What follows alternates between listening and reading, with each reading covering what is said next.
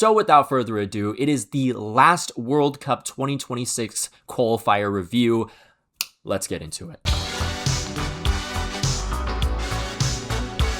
We'll start with the UEFA playoffs, which has 16 teams still alive with 4 more slots up for grabs. How this round works is fairly simple. It's just like how it was in 2022. There are 4 different paths to qualify. Each path consists of 4 teams. A path will have 2 semi-finals, and the winners from both of those matchups will face up against each other in the final to determine who qualifies for the World Cup. So we'll start with Path A, which consisted of Italy, Wales, Northern Ireland, and Bosnia. This was easily the most anticipated group in Europe, simply because everyone was wondering if Italy was actually going to do it again or not. The Italians seemed to be more locked in though. Their coach Gennaro Gattuso was no longer having Africa be rent-free in his mind because that was now being drowned out by the voices. Northern Ireland, on the other hand, were kind of poking the bear, with their coach claiming no one on the Italian team really scared them. Liazzurri took that quite personally, as if their attack could actually fucking do something about it. However, in the second half, the Spaghetti Mafia looked much more threatening and bagged 2 goals to advance to the final. On the other side of the bracket, you had Wales versus Bosnia in Cardiff. Hey, so I just wanted to mention that I'm still looking for some part-time editors. The requirements are pretty simple. I just need someone who can make a video once a week, also has Adobe Premiere,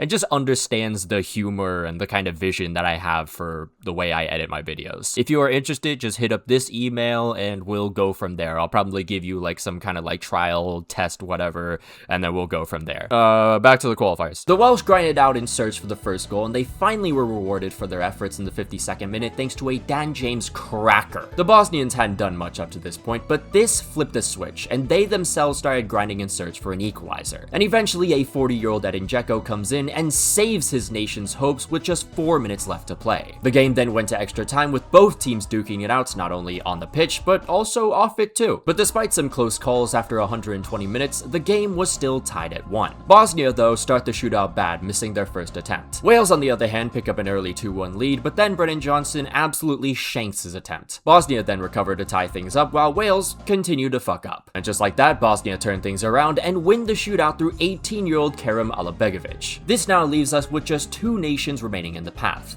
Italy and Bosnia. And before any ball was kicked, this shit had more drama than an Asian American friend group. Immediately after Bosnia put the dagger in Wales' hopes, some of the Italians were seen celebrating as if they had already qualified. The main culprit, Federico Di Marco, tried to backtrack, but everyone could easily see through his bullshit. Meanwhile, Bosnia's Edin Dzeko didn't take it too personally, but couldn't help but clap back a little, saying, quote, "If they're afraid to play in Wales, something isn't working." Oh! It wasn't just the players getting ahead of themselves, though. Italian media, which has a history of overlooking opponents like a religious practice, by no one's surprise, were also doing it. DAZN Italia, for example, made by far the worst typo you could have possibly made in regards to Bosnia and Herzegovina. Beyond that, we also had a spy. That's right, during one of Bosnia's training sessions, a spy sent by the Italian Federation themselves was spotted by some of the Bosnian coaching staff. I mean, like father, like son, I guess. This actually wasn't the case, though. It was just an Italian soldier stationed in Bosnia. This game would take place in Bosnia though, but I guess that wasn't enough to stop the Bosnians from shitting the bed and gifting Italy an early lead. However, just like the game versus Wales, this flipped a switch for the Bosnians, and they proceeded to absolutely dominate the Italians. In the first half, it was all Bosnia. In the second half, besides one chance for Italy that they fucked up, because of course they did, everything was Bosnian. And after 80 attempts at exercising Satan's greatest soldier, Gigi Donnarumma, Muhammad Islamovic FC finally grabs that long-awaited equalizer. Did anything change from there? Did the Italians finally start to, fight back? Absolutely not. The irresistible spirit of Bosnia was just too powerful for the fake Italian cosplayers. Fortunately for the pasta merchants, no more goals were conceded, so this would go to penalties. Unfortunately for the so-called nation of the best cuisine in the world, they can't score penalties. Both teams then converted their second attempt, so it stands at 2-1, advantage Bosnia. Last game's decider, Alabegovic, goes on to make it 3-1, while Brian Cristante digs Italy's grave even deeper. So up steps 21-year-old Esmir Baraktarevic, an American-born kid of Bosnian immigrants. His idol growing up was Edin Dzeko, and he dreamed of a moment like this. A moment to send Bosnia to the World Cup. I will assimilate.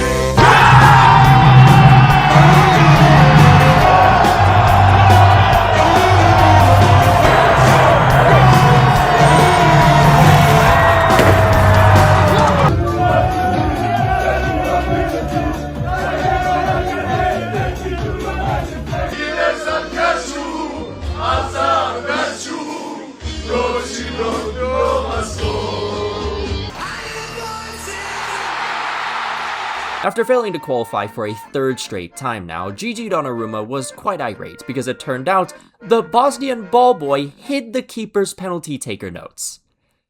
Lamau. But following this third straight disaster, Italy's entire program went into meltdown with both the head coach and president resigning. Notorious Italian, the Rizzler, was so ashamed of this performance, he decided to become French.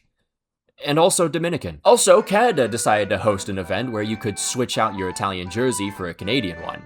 And we all quickly found out how easy it is to rage bait Italians. Next, Path B, which had the survivors of Poland, Ukraine, Albania, and Sweden? Yes, that's right, folks. A team that finished last and went winless in their group still has a chance to qualify simply because of the fucking Nations League. Oh, but Maxwell, you were rooting for the Nations League when San Marino had a chance to go to the playoffs. Yeah, because that would have been funny as hell. Anyways, after the abysmal performance in the last round, the Swedes entered this phase with a brand new manager.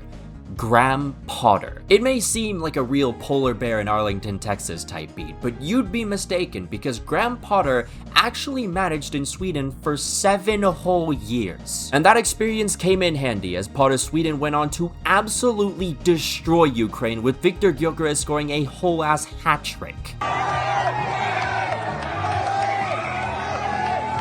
Meanwhile, in Warsaw, Poland and Albania would go face to face with one another. And Albania would shock the entire stadium after capitalizing on a Polish mistake in the 42nd minute. Then into the second half, here come the Albanians with a chance to put a dagger in this one.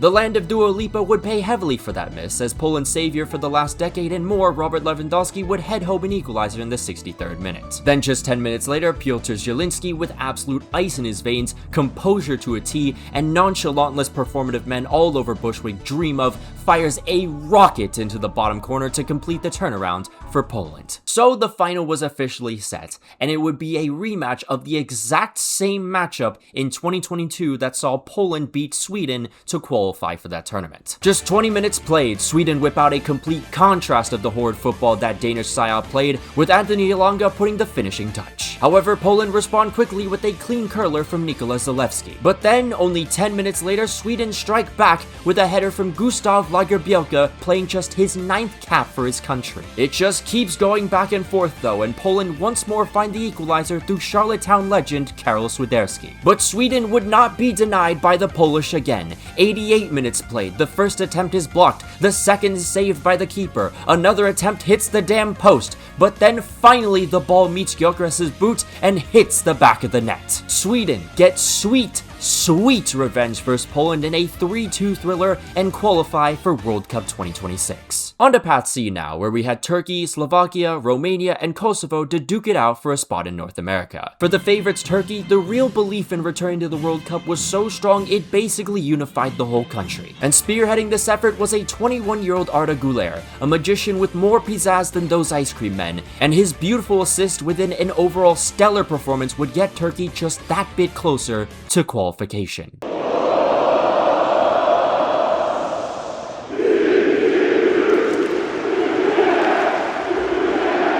Oh yeah, by the way, I've been wanting to ask the Turks about this for a while. Does your country's women love Barış Yılmaz or something? Because during my research, I came across at least 3 different Barış Yılmaz fan camps. Anyways, the other semi was Slovakia versus Kosovo, and in just 5 minutes, the Slovakians were off to a fiery start going 1-0 up. However, Kosovo would find an equalizer just 15 minutes later. 44 minutes played though, Slovakia retake the lead after somehow squeezing a free kick into the net. But Kosovo just will not die. Only a minute into the second half, they once again come up with an equalizer. The underdogs aren't done there though. Close to the hour mark, Florent Muslia scores a magnificent free kick, and for the first time on the night, Kosovo has the lead.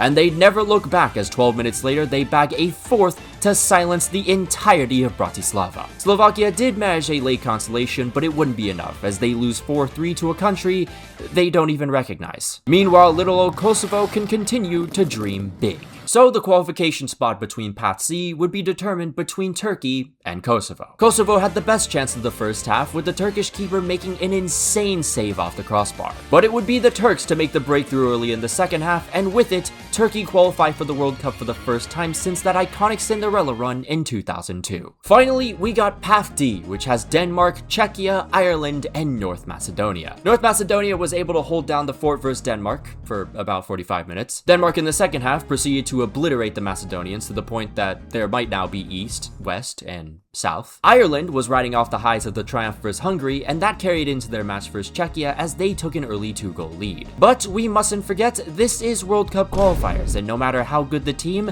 how strong the spirit, for Ireland, everything will go to shit. I'm sorry, but why the hell are you holding onto someone's shirt here? The ball's literally moving away from the goal. This turned out to be the turning point for Czechia as they grasped onto the majority of the momentum and eventually completed the comeback with 5 minutes to spare. Nothing could separate the two nations after that, so the spot in the final would be determined by a penalty shootout. Which, speaking of, a couple days before this game, Ireland's coach told the media that Ireland would not be practicing penalties, claiming other things were more important. Brown. Oh, saved by Kovar again. So the final UEFA spot would go to either Denmark or Czechia. 2 minutes played, corner from Czechia headed away, but only as far as Pavel Such, who rips that shit into the net. 33 minutes, Czechia trying to tuck this game into bed early, but the keeper gets just enough to direct the ball past the opposite side of the post. And that proves vital for Denmark's hopes, as in the 71st minute, Joachim Andersen heads home the equalizer. Into extra time now, Czechia with the free kick. It somehow cleanly falls right to Ladislav Krejci, and Češko are just 20 minutes away from returning to the World Cup for the first time in 20 years. However, the Danes have one more trick up their sleeves. Kasper Hull, a late bloomer coming off a 17-goal season with Bodo Glimt. He subbed on in the 107th, and just 3 minutes later, the 25-year-old scores the equalizer for his country in the most dire of situations in just his second ever cap. So, after a crazy 120 of action, this last spot will be finalized with a penalty shootout. And Denmark didn't even bother showing up. And so, for the first time since all these guys were kids, Czechia will be making its long-awaited return to the World Cup this summer. And so, we had now just 2 more spots remaining with 6 teams still alive to make their dreams come true through the Intercontinental Playoffs. How this would work is very simple. You have 2 paths and 3 nations in each one. The 2 lowest seeded teams based on FIFA ranking would play each other, and whoever wins would face the highest seed. Winner of that spectacle books a ticket to North America later this June. So without further ado, we'll start with Path 1, which had Oceania's New Caledonia, CONCACAF's Jamaica, and CAF's DR Congo. And it took just 18 minutes for the Reggae Boys to take the lead thanks to 20-year-old Bailey Karamatari. Nonetheless, despite being counted out before the draws even occurred, 149th ranked New Caledonia had nothing to lose, and it showed with the impressive fight they put up. And when I say nothing to lose, I mean it. These motherfuckers tried to catch the keeper out from miles away not once, but twice in a matter of 4 minutes. De Córdoba Riz quiere sorprender ahora. Jamaica, though, would hold on to their 1-0 result and advance to the Path 1 final. And so, it all came down to Jamaica versus DR Congo. Jamaica haven't touched the tournament since their one appearance in 1998, when they donned these beauties. Post-98, though, it's been nothing but underperformance and unnecessary drama holding back this team every single campaign. Biggest problem we have, I'm experience it with the federation. Them are the only people we're not gonna make it.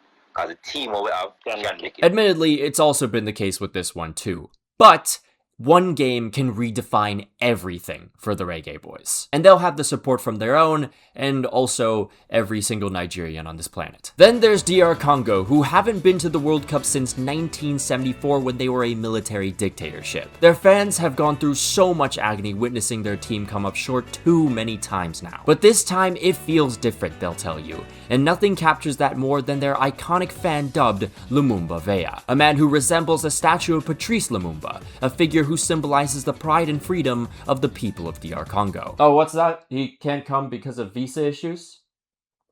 Well, that's kind of annoying. In a massive kerfuffle, this game was begging for just one man to step up, and in the 100th minute in extra time, it would be Axel Tuanzebe heading home the winner to send his nation to the World Cup for the first time since 1974.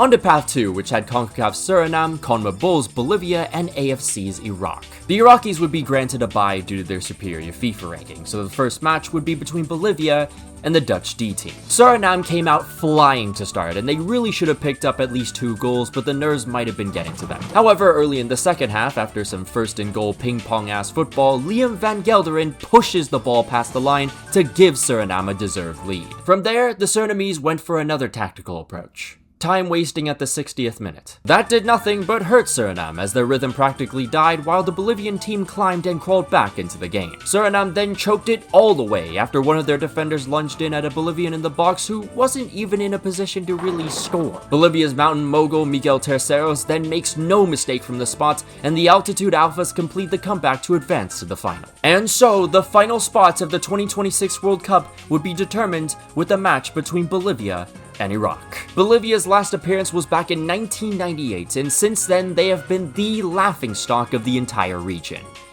Bar Venezuela. However, the new generation, headed by a youngster who isn't afraid of the big occasion, now has a nation not just dreaming, but believing. For Iraq, on the other hand, it's been even longer, 1986 to be exact. And despite so much troubling the country over the years, this team's and its supporter spirits have been near unbreakable. Now's the chance to show the whole world what Asia's been seeing for decades now. 8 minutes played, free kick from Iraq is taken with perfect precision, but it's saved brilliantly by Guillermo Vizcarra. Then on the ensuing quarter, the Bolivian players expressed their thanks by doing absolutely nothing. 1-0 Iraq. 37 minutes played though, Bolivia's Ramiro Vaca spears a wonderful pass through multiple defenders, and it's another youngster, an 18-year-old Moises Paniagua, stepping up for the Altitude Alphas. But none of them were any match for Ayman Hussein, and what better way for Iraq's 5th all-time top scorer to end his year drought than to send his nation to the promised land of all promised lands. Arnold! Arnold! Hey! Arnold! Arnold! What is this? Hey! Hey! Arnold! Hey! Arnold! Arnold!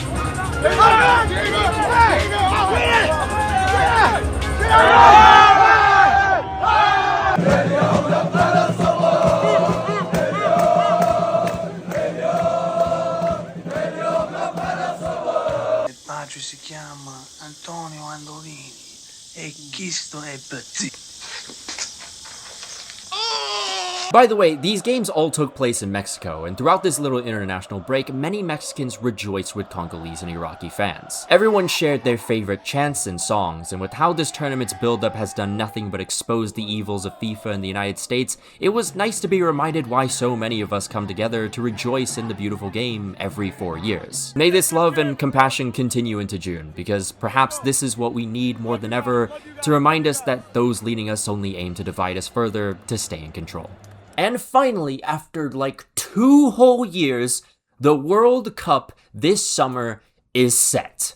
So let's go look at all the teams that qualified. Japan became the first non-host nation to qualify on March 20th, 2025. Followed by them was New Zealand on March 24th, 2025. Then you had Iran and Argentina on March 25th, 2025. Into June, Uzbekistan, South Korea, and Jordan all qualified on June 5th. 5 days later, Australia joined them. And on the same day as the Aussies' 6th straight berth, both Brazil and Ecuador qualified. Then on September 4th, Uruguay, Paraguay, and Colombia all qualified through the remaining automatic spots. 1 day later, Morocco qualified as the first African nation. Tunisia joined them on September 8th. Then in October, we had a bunch qualify from Africa. It all began on the 8th with Egypt, which were followed by Algeria the very next day. Ghana qualified 3 days later on the 12th. Cape Verde made history just 1 day later. And then on the 14th, this round of African qualifiers ended with South Africa, Ivory Coast, and Senegal all booking a ticket. On the same day, Asia saw 2 more representatives in Saudi Arabia and Qatar, while England became the first European nation to qualify for 2026. Then in November, we we saw a wave of new entrants. France became the second European team to qualify on the 13th. Croatia followed them a day later. On the 16th, Portugal and Norway booked a ticket to the big dance. Two more from Europe and Germany and the Netherlands qualified a day later. Then on the last match day of the November window, Belgium, Austria, Switzerland, Spain, and Scotland all qualified out of UEFA. And then later in the day, CONCACAF provided us 3 nations in Panama and newcomers Haiti and Curacao. Last but certainly not least, we have the remaining 7 who qualified through their respective playoff. All on March 31st, 2026, Sweden, Turkey, Bosnia, Czechia, DR Congo,